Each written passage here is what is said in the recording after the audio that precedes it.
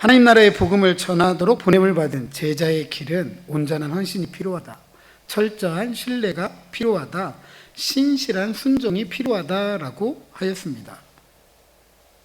우리가 이렇게 살아가기 위해서는 하나님의 말씀에 제대로 반응을 해야 되는 거죠. 이것을 예수님은 빛을 비유해서 우리에게 가르쳐 주셨습니다. 빛을 잘 받아들이기 위해서 눈이 건강해야 하는 것처럼 하나님의 말씀을 받아들이는 마음의 눈이 밝아야 된다. 그럴 때 올바로 말씀을 이해하고 올바로 반응할 수 있기 때문에 그렇습니다. 그래서 항상 우리는 끊임없이 우리가 하나님의 말씀을 올바로 듣고 올바로 반응하고 있는지 주의해야 되고, 이렇게 주의해서 들은 말씀에 대해서는 우리가 헌신하고 신뢰하고 신실하게 순종함으로써 하나님 나라의 기업을 충만하게 풍성하게 받아 누려야 할 것입니다.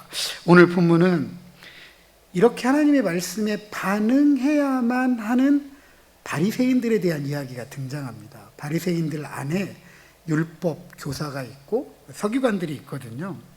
유대 사회 안에서 평신도 종교 지도자로서 상당히 존중과 존경을 받는 그룹, 하나님의 말씀을 잘 지키고자 스스로를 분리시켜서 율법 교사, 즉 서기관으로 율법을 해석하고 적용하는 일에 있어서 엄격할 정도였습니다.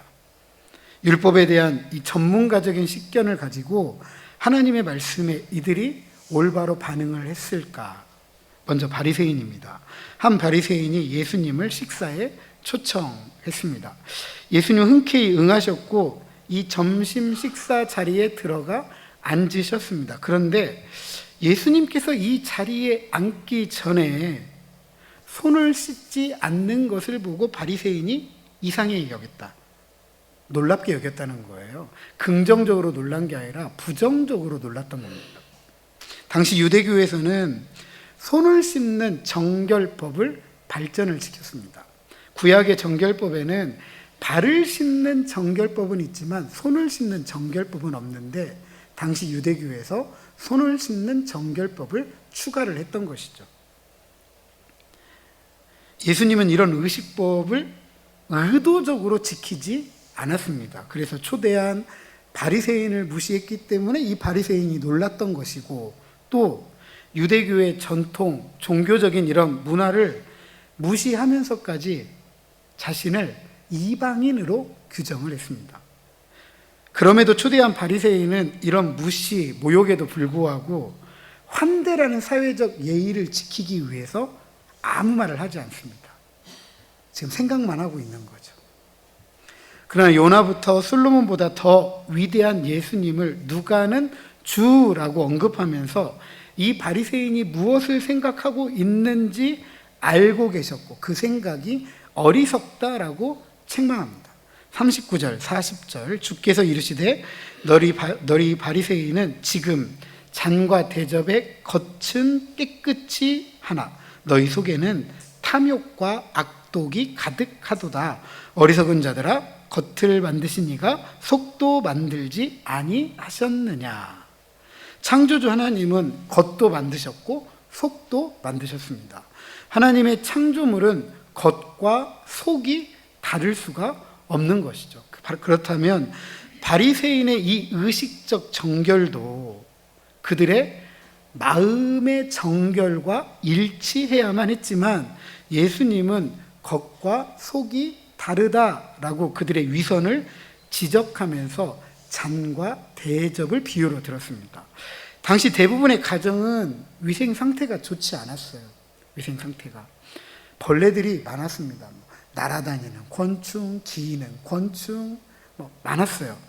이 벌레들 중에 일부는 때로는 이럴 수 있잖아요. 우리도 그러니까 잔과 대접에 기어다닐 수 있고 날라서 붙을 수 있고 그곳에서 심지어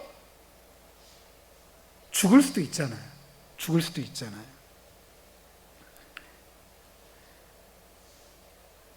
이 유대인들의 정결법은 시체와의 접촉을 엄격하게 금지했습니다. 왜냐하면 시체와의 접촉은 부정하기 때문에 그래요. 그래서 잔과 대접에 안과 밖을 깨끗하게 하면서 정결법을 지켰던 거죠. 시체와의 접촉을 하지 않기 위해서, 부정하지 않기 위해서. 그래서 어떤 분은 이렇게 표현해요. 이들의 정결법은 예술의 경지에 이르렀다. 얼마만큼 정결하고자 노력했는지 알 수가 있습니다. 이렇게 의식적 정결을 위해 내면적인 것이 중요하게 다루어져야 했지만 이들의 내면은 무척이나 나빴다. 탐욕과 악독이 가득하다라고 했습니다. 문자적으로 탐심과 약탈이 가득하다. 욕심이 있으니까 욕심을 채우기 위해서 남의 것을 뭐 해야 되죠? 훔치고 빼앗아야 되는 거죠. 유대 문헌들의 이런 바리새인들이 많았던 것 같아요. 이런 이야기들이 많이 기록되어져 있습니다. 존경받는 자리에서 자신의 배를 채우기 위해 약탈을 일삼았다라는 사실입니다. 바리새인들은 이런 내면의 더러움을 굉장히 소홀하게 여겼습니다. 그리고 겉은 깨끗하게 하기 위해서 노력을 했던 것이죠. 탐심과 약탈로 가득한 그들의 내면이 정결법에 어울리도록 예수님은 구제하라고 하였습니다. 구제는 금식과 기도를 포함해서 유대교의 경건 생활에 있어서 아주 중요하게 다루어지는 것입니다. 진지한 의도가 필요하고 희생적인 정신이 따라옵니다. 그리고 그것은 자비로 표현이 되죠. 가난한 사람들의 어려움을 개선시키기 위해 행할 수 있는 것입니다. 큰 사랑이 필요한 행동이죠. 따라서 구제는 그 사람이 어떤 사람인지를 드러내주는 것이고, 무엇보다도 탐심과 약탈로 자신의 배를 채우던 이들이 그것을 포기하고 자기 것을 내어주는 것으로 가난한 사람들과의 결속을 나타내는 것이죠. 그래서 저 사람들은 진심으로 사랑을 행하는 사람들이다 라는 것을 의식적 정결로 완성하게 되는 것입니다. 이처럼 의식적 정결은 사회적인 관계로 표현되어야 되는 것이고, 그리스도의 제자들이라고 한다면 이렇게 하나님의 정의를 실현하고 살아가야 된다라고 예수님은 가르쳤던 것입니다. 하지만 이런 정의를 살아가지 못할 때 예수님은 화가 있다라고 하면서 의식적 정결을 위해서 반드시 바리새인들이 따라가야 할 세 가지를 지적합니다. 첫 번째로는 11조입니다. 바리새인들은 운양과 모든 채소의 11조까지 드리도록 했습니다. 이 구절이 가르치는 것처럼 바리새인들은 다양한 11조를 정확하게 드릴 수 있도록 심혈을 기울여서 율법을 해석하고 적용했던 거예요. 그것도 엄격하게. 그런데 운양과 모든 채소의 11조라는 것은 구약의 11조법에는 해당되지 않습니다. 왜냐하면 운양은 하찮은 식물이에요. 귀하게 여겨지는 게 아니에요. 하나님께 드려지는 예물은 항상 구별되어지는 것이지만 여기에 지금 등장하는 운양이나 모든 채소의 11조는 하찮은 것들, 누구도 눈여겨보지 않는 것들이죠. 뿐만 아니라 어떤 채소냐면 야생에서 그냥 자라는 채소예요. 야생에서 자라는 채소. 자연적으로, 자생적으로 크는 채소. 구약 성경은 이것에 대한 11조를 요구하지 않습니다.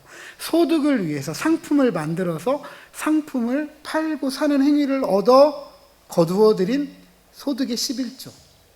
이걸 이야기하지 하찮고 자생적으로 자란 이런 야생의 11조를 원했던 게 아니거든요. 이렇게까지 11조를 강조하면서 무엇은 버렸느냐? 율법의 정신, 하나님 사랑, 이웃 사랑, 여기에 주목하지 않고 공의를 저버렸다. 공의를 저버리는 행위는 이웃을 사랑하지 않는 행위죠. 나, 너, 우리가 함께 살아가는 것이 하나님의 정의인데 그 정의를 실현하지 않은 건 이웃을 사랑하지 않는 것. 결국 누구를 사랑하지 않는 행위가 되었냐면 하나님을 사랑하지 않는 것이 되고 만 것입니다. 예수님은 11조를 강조하는 것만큼 이웃 사랑을 위한 공의를 강조하면서 하나님 사랑을 실천하도록 가르쳤던 것입니다. 두 번째로는 존경받는 자리, 존중받는 자리를 기뻐한다라고 했습니다. 지위, 명예, 이걸 좋아했다는 거죠. 앞서 말씀드린 것처럼 바리새인들은 종교적인 삶을 위해서 스스로 자기를 분리시킨 사람들이에요. 율법을 해석하고 율법을 적용하고 그것을 엄격하게 적용해서, 그래서 자신들은 이렇게 고귀한 사람들이다라는 것을 사람들에게 알리면서 살았습니다. 그리고 이런 바리새인들을 일반 평신도들은 존중하고 존경을 했습니다. 왜냐하면 내가 하지 못하는 일을 저들이 하기 때문에 그렇죠. 이런 존중과 존경은 많은 바리새인들이 사람들의 평가에 귀를 기울이도록 했고, 그래서 회당의 높은 자리, 상석에 앉고 사람들이 많이 모이는 시장에서 모든 사람들이 듣는 중에서 문안받기를 기뻐했다는 거예요. 이렇게 되면 사람 찾아다니죠. 그죠? 사람 찾아다니게 되는 거죠. 누구에게는 관심이 사라지는 거죠? 하나님에게는 관심이 사라지는 거죠. 오직 누구만 관심 받으면 돼요? 자기만 관심 받으면 되는 거죠. 이로써 하나님께 돌아가야 될 영광을 누가 취해버려요? 자기들이 취하게 되는 거죠. 물론 존경과 존중을 하지 말라, 받지 말라는 거 아닙니다. 마땅하게 존경도 하고 존중도 해야 되는 거죠. 또 그 정도의 삶을 살아간다고 하면 그런 명예도 지위도 주어지는 것은 너무나도 마땅하고 당연합니다. 하지만 하나님께서 받으셔야 될 영광에는 관심이 없고 하나님의 이름으로 자신이 취하는 존중과 존경에 관심을 갖는 것은 종교적인 허영이죠. 성관이 위원, 얼마나 존경받고 존중받는 자리예요. 헌법이 보장해주는 자리. 그런데 일은 안 해요. 6.3 지방선거 남겨놓고 7개월 동안 3일 출근했대요. 제대로 한 거예요, 안 한 거예요? 그러면서 존중과 존경을 어떻게 받겠느냐는 거죠. 그래서 나라가 뒤집힌 거 아니에요.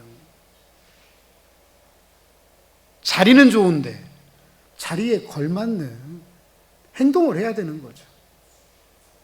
자리는 좋아요. 사람들에게 관심 받는 건 좋은데 그 자리에서 해야 될 일을 하지 않으면 손가락질 당하는 거죠. 예수님 지금 바리새인들에게 하는 이야기예요. 바리새인들에게. 참된 의식적 정결은 종교적인 허영이 아니에요. 하나님의 말씀을 통해서 하나님이 받으셔야 될 영광을 드러나도록 하는 것이 참된 의식적인 정결이다라는 사실입니다. 세 번째로, 너희들은 평토장한 무덤과 같다라는 거예요. 평토장이 뭐죠? 봉분을 쌓지 않는 거죠. 그냥 쭉 평평하게 하는 무덤이라는 거예요. 예수님의 책망은 굉장히 강도가 높은 책망입니다. 평토장한 건 사람들의 눈에 띄어요, 안 띄어요? 여기에 뭔가 표지석이나 비석이 있어야 여기 무덤이구나 라고 알지, 거기에 표지석과 비석이 없으면 누구도 몰라요. 아는 사람만 아는 거죠. 그러니까 무슨 말이냐면 니들은 눈에 띄지 않게 만들어진 무덤이라는 거예요. 여러 번 언급했던 것처럼 정결법 중에 가장 무겁게 다루어지는 것이 무엇이냐 하면 시체와의 접촉이에요. 시체는 부정하게 만들기 때문에. 근데 눈에 띄지 않는 이런 무덤은 의식하지 못하고 누군가가 지나갔어요. 그럼 이 사람이 어떻게 되는 거죠? 부정하게 되는 거죠. 부정하게. 이렇게 평토장한 무덤과 같은 바리새인들을 이렇게 표현하는 거예요. 너희들은 의식적으로 다른 사람들을 부정하게 만든다. 니들이 부정하면서 의식적으로 다른 사람들까지 부정하게 만드는 사람들이다 라고 이야기합니다. 종교적인 삶을 위해서 스스로 분리시키고 율법을 해석하고 율법을 적용하는 사람들, 그것도 엄격하게 적용하는 이 사람들, 사회적으로 존중받고 존경받기를 원했던 이 사람들이 자기도 모르게 스스로 부정하고 다른 사람도 부정하게 만들고 있다라고 비난하는 거예요. 이렇게까지 바리새인들은 하나님 앞에서 부정했을 뿐만 아니라 부정한 결과를 만들어내는 초래하는 이들이다 라고 하면서 화가 있다라고 말씀하셨던 것입니다. 이에 예수님의 비난에 한 율법교사, 서기관이 단단히 화가 났습니다. 예수님을 선생님이라고 하면서 자신의 불만을 토로해요. 45절 하반절에 우리까지 모욕하심이니이다. 왜 우리까지 모욕해요? 라고 되묻는 거예요. 그것도 예수님을 누구라고 불러요? 누가는 주라고 했는데 이 율법교사는 선생님이라고 하는 거죠. 무슨 이야기냐면 너도 선생님이고 나도 선생님인데 네가 뭔데 우리까지 한꺼번에 싸잡아가지고 모욕하냐? 이렇게 지금 되묻는 거예요. 자신들은 여기에 해당되지 않는다. 우리까지 함께 싸잡아가지고 이렇게 모욕하면 안 된다. 왜냐하면 율법교사는 앞서 말씀드렸던 것처럼 율법을 해석하고 율법을 적용하고 엄격하게 가르쳤던 사람이잖아요. 이런 사람들이라고 한다면 자신을 뭘로 생각해요? 나 정도는 진리를 지키는 사람이야. 진리의 수호자야. 이렇게 생각했던 사람이죠. 그런데 진리의 수호자인 우리에게 부정한 사람들이라고, 다른 사람을 부정하게 하는 사람이라고 말 같지도 않은 얘기인 거죠. 상당히 모욕적으로 느꼈던 겁니다. 그렇다면 진리의 수호자로서 이들의 잘못이 무엇일까? 예수님은 다시 세 가지 화를 이야기하면서 이들의 문제를 신랄하게 비판합니다. 첫째로 46절에 너희 율법교사여 지기 어려운 짐을 사람에게 지우고 너희는 한 손가락도 이 짐에 대지 않는도다 라고 했습니다. 율법교사, 즉 서기관들의 문제는 뭐냐 하면 이들이 진리의 수호자라고 하면서 가르치는 진리가 어렵다는 거예요. 어려워요. 어떻게 어렵냐? 지키기가 어렵다는 거예요. 지키기가 어렵다. 이 말은 무슨 말이에요? 지킬 수 있도록 율법을 가르친 게 아니라 지킬 수 없도록 율법을 가르친 거예요. 시험 문제를 냈는데 문제를 풀라고 시험 문제를 낸 게 아니라 문제를 풀지 말라고 시험 문제를 내는 거예요. 이러면 돼요, 안 돼요? 이러면 됩니까, 안 됩니까? 여러분이 사람을 부려요. 사람을 고용을 했습니다. 이 사람이 일을 할 수 있도록 해야 되잖아요. 내가 고용했으니까. 그런데 고용주가 일을 못하도록 가르쳐요. 그래놓고 네가 못한다라고 맨날 욕해요. 그러면 그분은 제대로 고용하신 거예요? 고용하지 못한 거예요? 누구 잘못이에요? 일하러 온 사람이 잘못이에요? 일을 시키는 사람이 잘못이에요? 제 질문이 어려운가요? 지금 이 진리의 수호자라고 하는 이 서기관이 지금 율법교사가 그러는 거예요. 율법을 해석하고 적용해서 이스라엘 백성들이 이 율법의 올바로 반응하고 살아가서 하나님의 복에 참여하도록 해야 되는 게 이들의 직무잖아요. 그런데 이런 직무를 하지 않고 그 복에 참여하지 못하도록 한다. 그러면 이런 율법을 듣는 이스라엘 백성들은 얼마나 좌절할까요? 얼마나 낙심할까요? 나는 할 수 없어. 나는 안 돼. 나는 복 못 받아. 이렇게 살아가게 되잖아요. 이런 좌절과 낙심을 벗어나도록 해줘야 될 이들이 진리의 수호자인데 진리의 수호자들이 이들이 그걸 지킬 수 있도록 관용이나 자비를 베풀지 않고 너무나 엄격한 거예요. 지킬 수 없을 정도로. 그래서 맨슨이라는 분은 이렇게 묘사해요. 서기관들의 수고에는 무엇인가 잘못된 것이 있다. 그 수고는 하나님에게 죄를 짓는 것을 늘어나게 할 뿐이다. 그런데도 서기관의 수고는 사람이 하나님을 기쁘시게 하도록 도와주지 못한다. 그러니까 죄를 짓도록 계속 늘리기만 할 뿐이지 이들의 짐은 덜어주지 못한다라는 사실입니다. 두 번째로 47절, 48절인데 화 있을진저 너희는 선지자들의 무덤을 만드는도다. 그들을 죽인 자도 너희 조상들이로다. 이와 같이 그들은 죽이고 너희는 무덤을 만드니 너희가 너희 조상이 행한 일에 증인이 되어 옳게 여기는도다. 50절에 하나님은 창세 이후로 하나님의 지혜를 알리기 위해 선지자들을 보냈습니다. 그런데 이들이 죽임을 당했어요. 특별히 예수님은 창세기에 아벨의 피로부터 역대하에 사가랴의 피를 언급합니다. 유대인들의 성경, 히브리 성경은 구약 창세기로 시작해서 역대하로 끝나요. 이 말은 무슨 말이냐면 구약 성경 전체가 하나님께서 선지자를 보냈다, 이 얘기예요. 그런데 이렇게 보낸 선지자들을 너희들은 죽였다, 이 말이에요. 죽인 사람들이 누구예요? 네 조상들이다. 그리고 니들은 그 선지자들의 무덤을 만들었다. 무덤을 만든다는 건 어떤 의미가 있죠? 무덤을 만든다는 건 어떤 의미가 있죠, 여러분? 그것도 선지자들의 무덤, 대통령의 무덤을 만든다. 어떤 의미가 있어요? 어떤 기념되는 그런 거잖아요. 기념되고 기억되는 어떤 의미를 가지고 무덤을 만드는데, 지금 이 이야기는 기념하고 뭔가 기억하고 선지자들을 존중하고 존경해서 만든 무덤이 아니에요.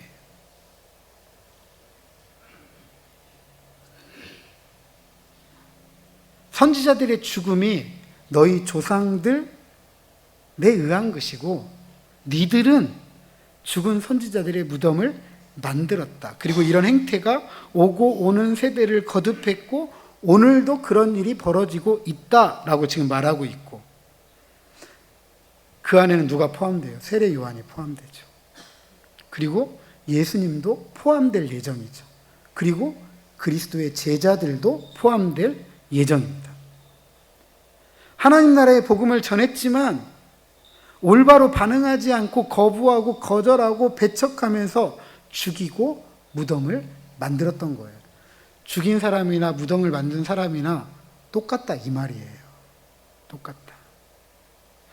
선지자들의 죽음을 기억하고 기념하고 존중하고 존경하면서 만든다고 하지만 실제로 너희들 그런 선지자들의 메시지를 받아들였느냐?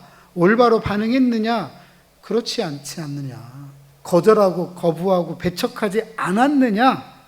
라고 되물으면서 니들의 행위가 위선적이다 라고 비난하는 거예요. 비난하는 거예요. 이와 같은 태도가 결국 화를 불러오죠. 51절 하반절, 이 세대가 이 화를 담당한다라고 했습니다. 이 세대는 앞선 구절을 보면 악한 세대예요. 이 악한 세대는 선지자들의 피가 신원해서 그 죄값, 즉 심판을 받게 된다라는 것입니다. 우리는 이 심판 앞에서 신앙생활 돌아봐야 되죠. 주위에서 하나님의 말씀을 거절, 거부, 배척하지 않고 이 말씀에 헌신하고 말씀을 철저하게 신뢰하고 신실하게 순종하는 하나님의 백성, 그리스도의 제자로 살아가야 된다라고 가르치는 것입니다. 세 번째로 52절에 너희가 지식의 열쇠를 가져가서 너희도 들어가지 않고 또 들어가고자 하는 자도 막았느니라 하시니라. 율법교사들이 율법을 해석하고 적용하는 지식의 열쇠를 통해 진리의 수호자, 율법의 수호자, 이런 엘리트 의식을 가지고 있었습니다. 그러면서 다른 사람들을 평가하고 감시하고 심지어 자신들이 절대자가 되어서 하나님 역할을 했던 것이죠. 그런데 율법의 수호자, 진리의 수호자로서 이들이 행한 일이 자신들도 하나님께 가까이 가지 못하도록 막았을 뿐만 아니라 이스라엘 백성들도 하나님께 가까이 나아가서 복을 받지 못하도록 하였다. 너희들은 그렇게 실패했다라는 것입니다. 그 이유가 무엇이냐 하면 한 가지죠. 하나님의 말씀을 올바로 이해하지 못했기 때문에 그래요. 올바로. 그냥 자기가 읽고 싶은 대로, 자기가 듣고 싶은 대로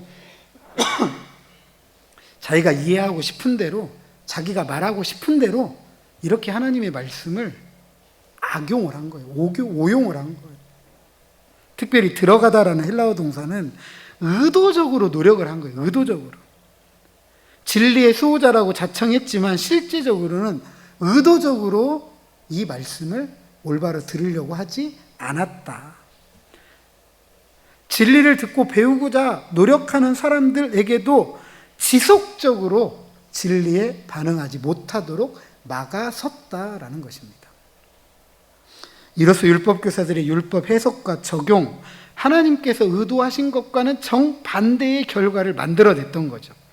자신도 하나님의 집에 들어가지 못하고 다른 사람들도 하나님의 집에 들어가지 못하도록, 하나님 나라에 들어가지 못하도록 막은 것입니다. 그래서 우리는 하나님의 말씀을 올바로 듣고 배우고 읽고 해석하기 위해서, 그리고 그것을 제대로 적용하기 위해서 끊임없이 노력을 해야 돼요.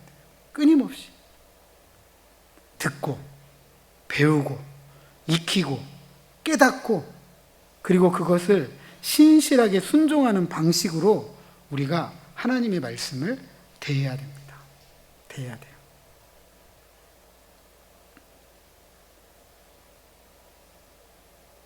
그렇지 않으면 어떻게 되느냐?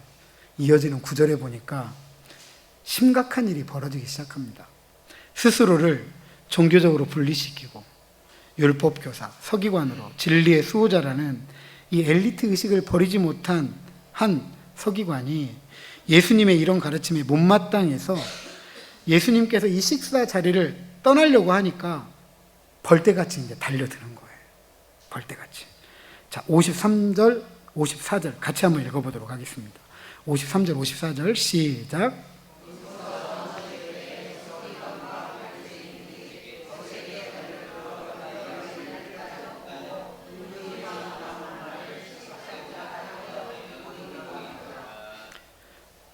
예수님께서 이렇게까지 화가 있다라고 이야기를 하셨잖아요. 그렇다고 한다면 어떻게 반응해야 되죠? 스스로를 되돌아봐야 되죠. 내가 하나님의 말씀을 진리의 수호자로서 그 말씀을 올바로 해석하고 적용했는지, 하나님께 가까이 나아가고 있는지, 다른 사람들이 하나님에 가까이 나아가고 하나님께서 누리도록 하신 복에 참여하도록 하고 있는지 되돌아봐야 되죠. 그렇지 못했다고 한다면 회개해야 되고, 그리고 돌아서야 되는 거죠. 그런데 그 이야기를 받아들이지 못하니까 마음이 완악해지고 강팍해진 거예요. 이전에 예수님의 사역에 놀랍게 여기던 이들이 예수님에게 악의적인 반응 보였잖아요. 네가 하는 일이 귀신의 왕을 힘입어서 한 일이다. 우리에게 또 다른 표적을 한번 보여줘봐라. 이 악의적인 반응을 보이기 시작했는데, 이제는 악의적인 반응이 아니라 이제는 악의적으로 거세게 달려드는 거죠. 거세게. 여러 가지로 따져 물어요. 예수님의 가르침에서 무엇인가 책잡고자 노리고 있다라고 했습니다. 이게 무슨 말이냐면요, 자신들이 원하는 대답을 듣고자 질문을 했고, 심지어 예수님을 죽이고자 의도를 숨기고 예수님의 가르침에 귀를 기울였다는 거예요. 네가 뭔 얘기 하나만 들어보자. 좋은 마음이 아니고 올바로 반응하기 위한 것이 아니라 내가 듣고자 하는 얘기 하는 거 한번 들어보자. 내가 듣고자 하는 얘기 안 하면 너 죽었어. 지금 이렇게 예수님을 상대하고 있는 거예요. 상대하고. 요나보다도 크고 솔로몬보다도 더 위대한 하나님의 지혜자인 예수님에게 지금 뭘 깔아놓고 있냐면 덫을 깔아놓고 있는 거예요. 덫을.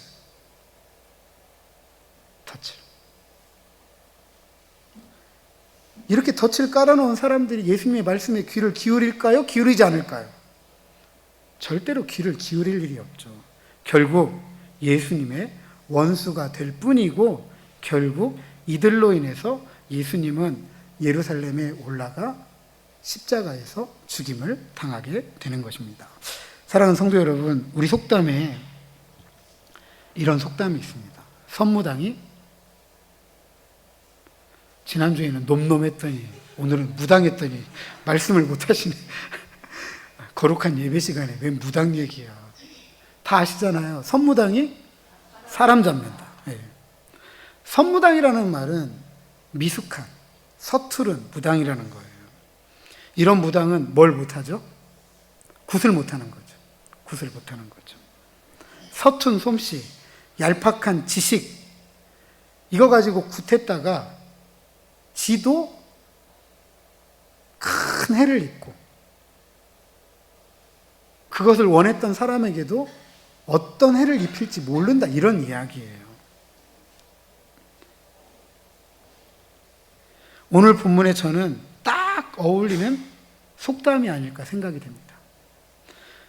오랜 저의 신앙생활을 되돌아보면 유독 타 종교인들보다 우리 기독교인들이 똑똑한 척 진짜 많이 합니다.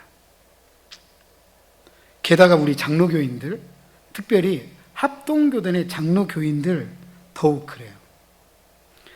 오랜당 우리 교단의 목사님들 자칭 이 합동교단을 이렇게 불렀습니다. 장자교단. 안 들어보셨어요?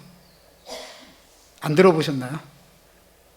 저는 어렸을 때부터 들어봐가지고, 어렸을 때부터. 제가 신학을 공부하고 목회를 하면서 제대로 배우고 알기 전까지 이런 분위기 속에서 오랜 동안 배우고 익혔습니다.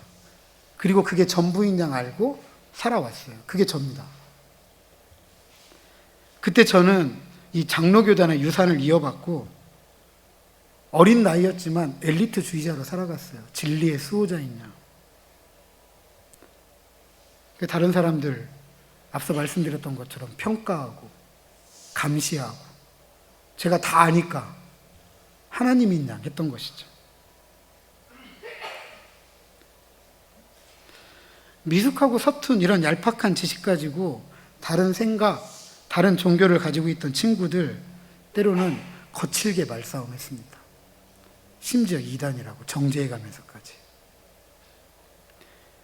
이런 모습이 저 개인의 이야기만은 아닐 거라고 생각이 됩니다.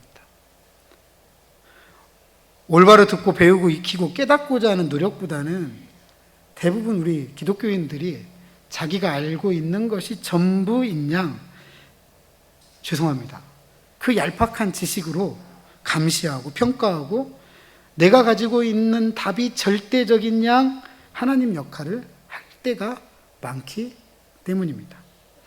그래서 교회 안에서 다른 태도, 다른 생각, 차이를 인정 못할 때가 참 많습니다.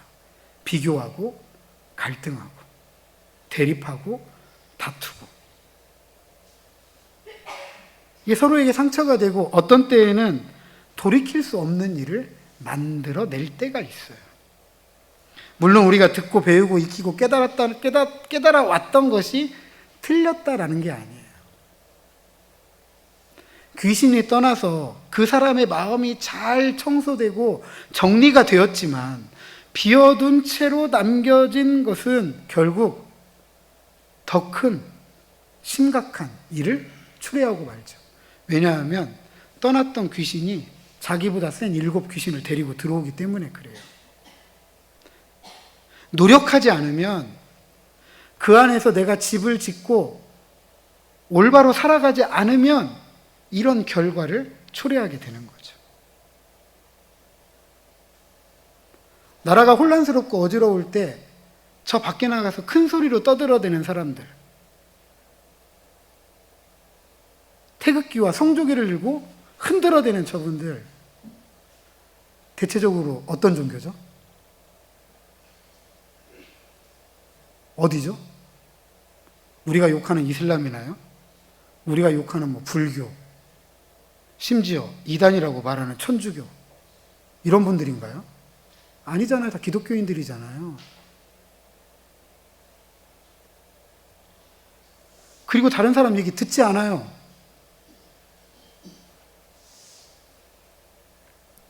왜냐하면 자기들이 알고 있는 이 짧은 지식이 전부이기 때문에 그래요. 그걸로 평가하고 그걸로 감시하고 그것이 절대적인 양 자신들이 하나님이 이미 되어버렸어요. 여기에는 요나보다 솔로몬보다 더 크고 위대한 하나님의 지혜이신 예수님의 메시지를 들을 귀가, 마음이 아예 없어요. 아예 없어요. 그러니까 올바로 반응하지 못하는 거예요. 올바로 반응하지 못하는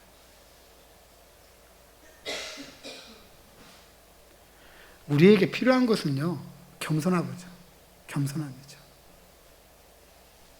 하나님의 말씀이 임했던 요나보다 우리가 더 클까요? 하나님의 말씀에 순종하지 못해가지고 배 타고 멀리 도망갔으니까, 차라리 죽어버리겠다고 바다에 뛰어들었으니까 요나가 우리보다 더 못한가요? 솔로몬, 하나님께 지혜를 구해서 지혜를 받았는데 지혜로 통치하지 못하고 지멋대로 살다가 망했으니까 그 솔로몬이 우리보다 지혜가 못한가요? 우리에게 필요한 것은요, 하나님 말씀 앞에 겸손함이에요. 항상 들어야 돼요. 항상 배워야 되고, 항상 익혀야 되고, 항상. 많은 사람들이 오해가 좀 있으신 것 같아요. 배운다는 것, 전문가가 된다는 것, 여러분 다 아는 게 아니에요. 뭐 어떤 분야의 박사 그러면 여러분 다 아는 거라고 생각하는데, 뭔가 전문가가 되고 공부를 많이 하고 결국 그것이 가져오는 건 뭐냐 하면, 내가 다 알아 이게 아니고 이제 제대로 질문하는 법을 배운 거예요. 자기가 무엇을 질문해야 될지, 어떤 질문에 대한 어떤 답을 찾아야 될지, 이 기술을 익힌 거지 모든 걸 아는 게 아니에요. 목사? 다 몰라요, 여러분. 여러분이 오해가 좀 많으신데, 신학교 가면 성경 창세기부터 요한계시록까지 다 배운다고 생각하는데 절대 배우지 않아요, 여러분.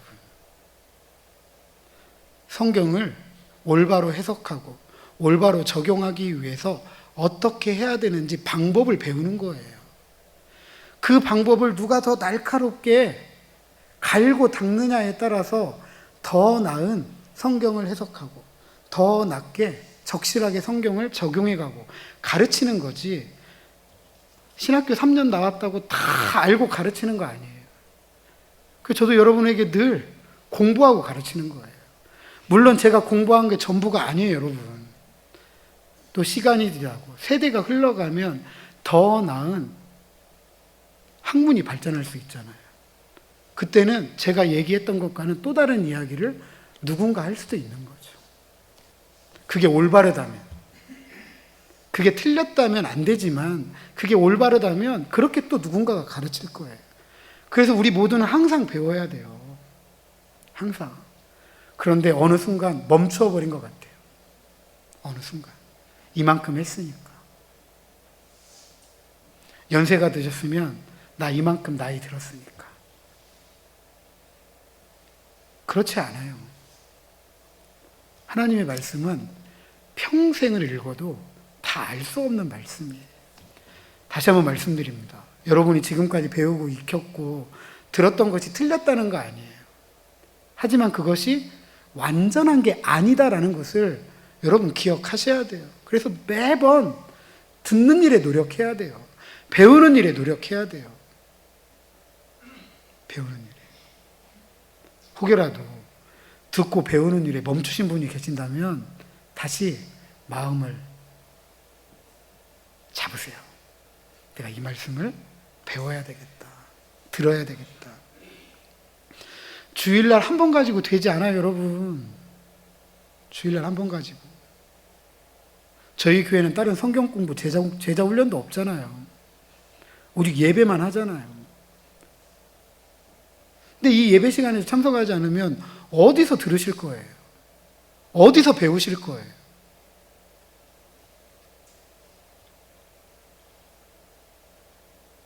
자, 옆에 있는 분들에게 말씀을 배웁시다. 말씀을 들읍시다. 말씀을 익힙시다.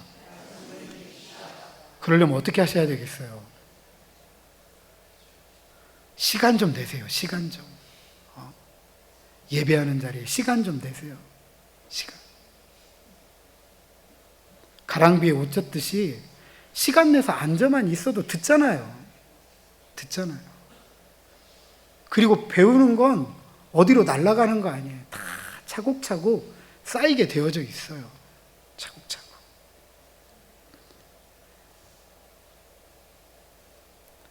이렇게 말씀을 배우고 익히고 차곡차곡 쌓여져 가는 사람들이 하나님과 한 걸음 더 가까이 가고, 또 다른 사람들도 그렇게 하나님께 가까이 인도할 수 있고 하나님의 복에 참여하도록 하는 것입니다.